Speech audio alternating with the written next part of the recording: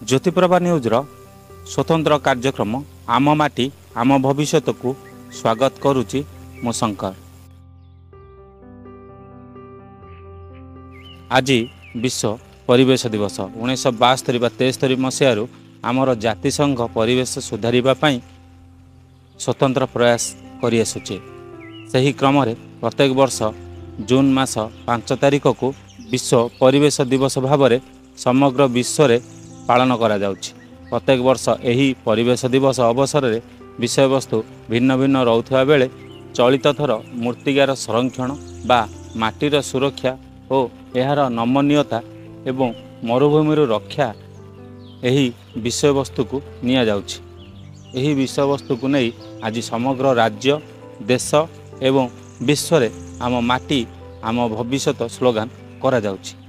आम माटी सुरक्षित रहिले आम भविष्य उज्जवल बोली जातिसंघ आमको आह्वान देइछन्ति। एही संपर्क में कौन कहउछन्ति परिवेश विशेषज्ञ चलंतु सुनिबा। डॉक्टर जयकृष्ण पाणिग्राही परिवेश विशेषज्ञ एवं संपादक ओडिशा परिवेश समिति 1973 मसीह समग्र विश्व स्तर में जातिसंघ आनुकूल्य रे प्रत्येक वर्ष विश्व परिवेश दिवस पालित होई आसुछि।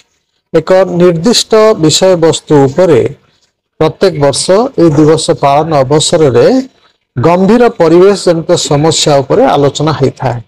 चलित वर्षर प्रसंग रही भूमिर अवनति मरुभूमिकरण एवं मरुड़ी को किभली नियंत्रण करा जिवो।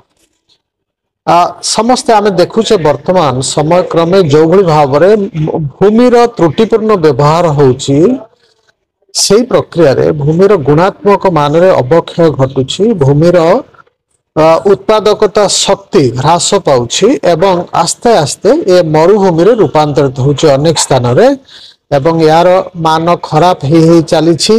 वर्तमान निर्दिष्ट भाव में जलवायु जो प्रभुत्व परिवर्तन घटुची तार मध्य प्रभाव रही भूमि उपरे जोथिपाई कि बारंबार मरुड़ी भली घटना विश्वर विभिन्न प्रांत में देखा जाउछि। बारंबार मरुड़ी हवा फल जेहेतु जलवायु रे अनियमितता देखा देउछि मरुड़ी विभिन्न जगार सृष्टि होउछि एवं मरुड़ीर प्रभाव रे मरुभूमि पुणी नूतन भाव में सृष्टि होउछि। ये समस्त विषय को दृष्टि रखी चलित वर्ष विश्व स्तर में सबु राष्ट्र मानकर विश्व परिवेश दिवस पालन अवसर में यही विषय वस्तु उपरे पुंखानुपुंख आलोचना हेबो एवं कार्यपंथा मध्य ग्रहण करा जिवो।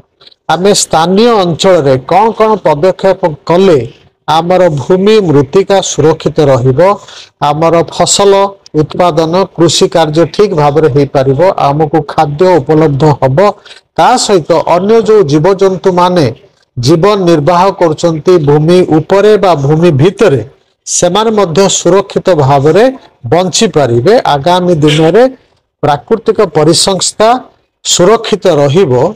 ए दिगरे जन सचेतनता सृष्टि यथेष्ट आवश्यकता रही जहाँ को दृष्टि रखी जातिसंघ ए निर्दिष्ट विषय वस्तु पर चलित वर्ष विश्व परिवेश दिवस पालन पर निष्पत्ति ग्रहण करिछि।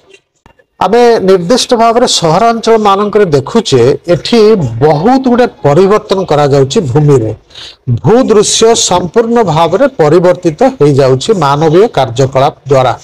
एठी कंक्रीट जंगल सृष्टि होउची, प्राकृतिक वृक्षराजी सबुजिमा क्रमशः ह्रास पाई पाई चली।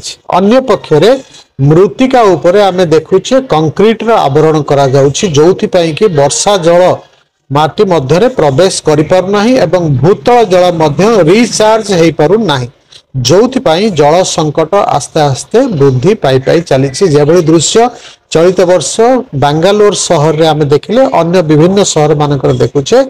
तेणु सहर मानकर परिस्थिति जदि आलोचना करिबा आगामी दिन में एठी परिवेश जनित समस्या आहुरी अधिक गंभीर होबाकु जाउची। सेही दृष्टि भूमिर उपयुक्त परिचालना करिबा जत्न नबा तार गुणात्मक मान बजाय रखिबा सबुजिमा सृष्टि करिबा वृक्षरोपण माध्यम रे परिवेश को भल करिबा ए सबु आमर गुरु दायित्व।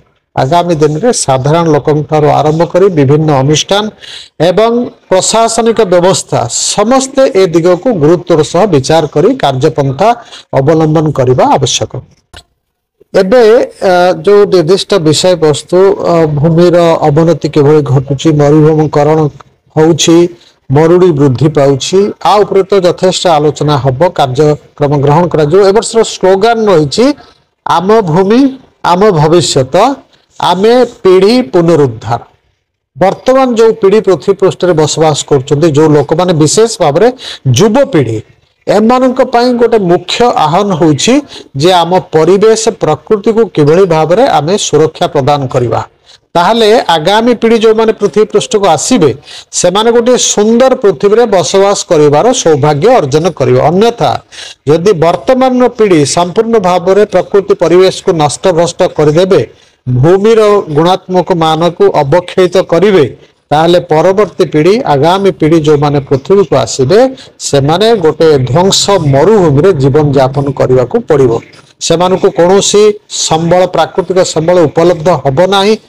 तापमात्रा बहुत अधिक हो जाइथिबो विभिन्न प्राकृतिक विपर्यय वृद्धि पाई पाई चलिथिबो एभली परिवेश रे जीवन यापन करबा संभवपर हबो नाही। बहुत जीव जंतुंकर मृत्यु घटिबो एवं विनाश अवसंभव हो पड़ो। आपको दृष्टि रखी आमे पीढ़ी पुनरुद्धार कथा कहगला वर्तमान जातिसंघ आनुकूल्य रे 2021 मसीह रु 2030 मसीहा पर्यंत 10 वर्ष बा दशंधि को पुनरुद्धार दशंधि परिसंस्था पुनरुद्धार दशंधि भाव में पालन करा जाउछि।